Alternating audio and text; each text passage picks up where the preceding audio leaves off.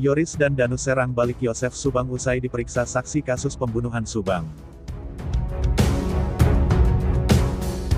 Namun sebelum kita bahas, mohon subscribe channel ini dulu, agar kamu gak ketinggalan berita-berita menarik dari kami. Kalau sudah, mari kita lanjut.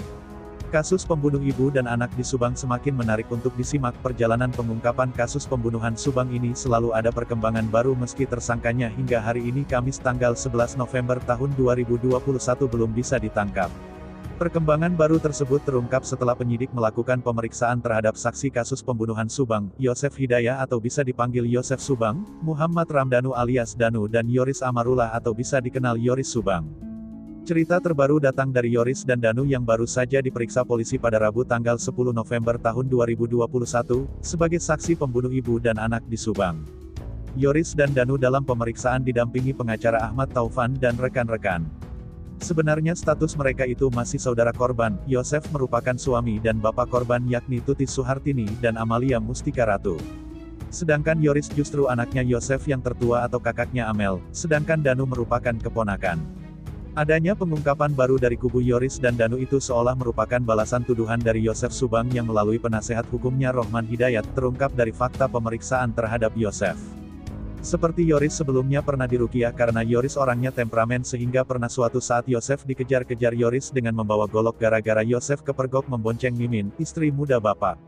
Kemudian pada tanggal 19 Agustus tahun 2021 terungkap pula soal Danu yang masuk TKP pada saat semua sedang menguburkan jenazah Tuti Suhartini dan Amalia Mustika Ratu.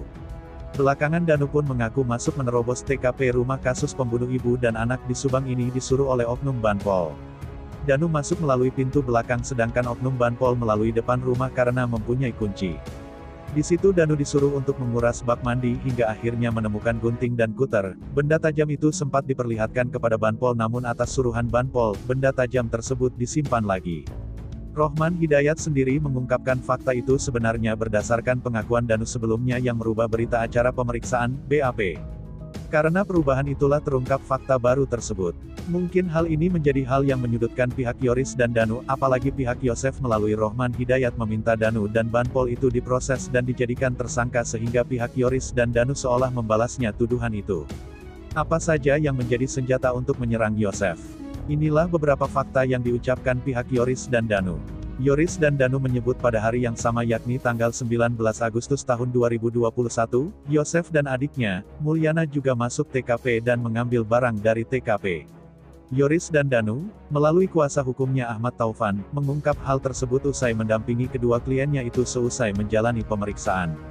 Yoris dan Danu sebagai saksi kasus pembunuhan Subang, di Polres Subang, Rabu, tanggal 10 November tahun 2021. Sayangnya, Ahmad Taufan tidak menyebutkan barang apa yang dibawa Yosef dari TKP kasus pembunuh ibu dan anak di Subang tersebut. Dilansir dari kanal YouTube Heri Susanto, Ahmad Taufan mengatakan bahwa Yoris menyampaikan fakta terbaru soal ayahnya, Yosef yang masuk ke rumah TKP Ciseti, pada tanggal 19 Agustus tahun 2021 sore sekitar jam 16 waktu Indonesia Barat. Bukan hanya Banpol, ternyata bukan hanya Danu yang masuk TKP pada hari itu, tetapi juga ada Pak Yosef dan Pak Mulyana yang masuk ke TKP, ujar Ahmad Taufan menambahkan. Dengan fakta terbaru tersebut, Ahmad Taufan menyatakan bahwa kalau ada pernyataan dari kuasa hukum Yosef yang minta Danu jadi tersangka itu berlebihan karena hanya polisi yang berwenang. Menurut dia, pada tanggal 19 Agustus tahun 2021, Danu masuk TKP murni karena dipanggil dan disuruh Banpol. Yang buka pintu Banpol, yang bawa kunci Banpol, apakah ini perlu diperiksa? Seharusnya Banpol lah yang diperiksa, ujarnya. Menurut Ahmad Taufan, dari keterangan Yoris pada tanggal 19 Agustus tahun 2021, Yosef dan adiknya Mulyana masuk ke rumah TKP sekitar jam 4 sore dan ada barang yang diambil dari TKP. Fakta terbaru itu menurut Ahmad Taufan sudah disampaikan kepada penyidik. Ketika Yoris disuruh bawa mobil Yaris milik almarhum Amel, tetapi Yoris tidak masuk ke TKP dan Yosef serta Mulyana yang masuk ke TKP. Ahmad Taufan menyatakan, hal itu sudah disampaikan ke penyidik untuk menjadi petunjuk untuk ditelusuri. Gimana menurut kalian? Terima kasih telah menyimak video ini, jangan lupa like, komen, dan subscribe.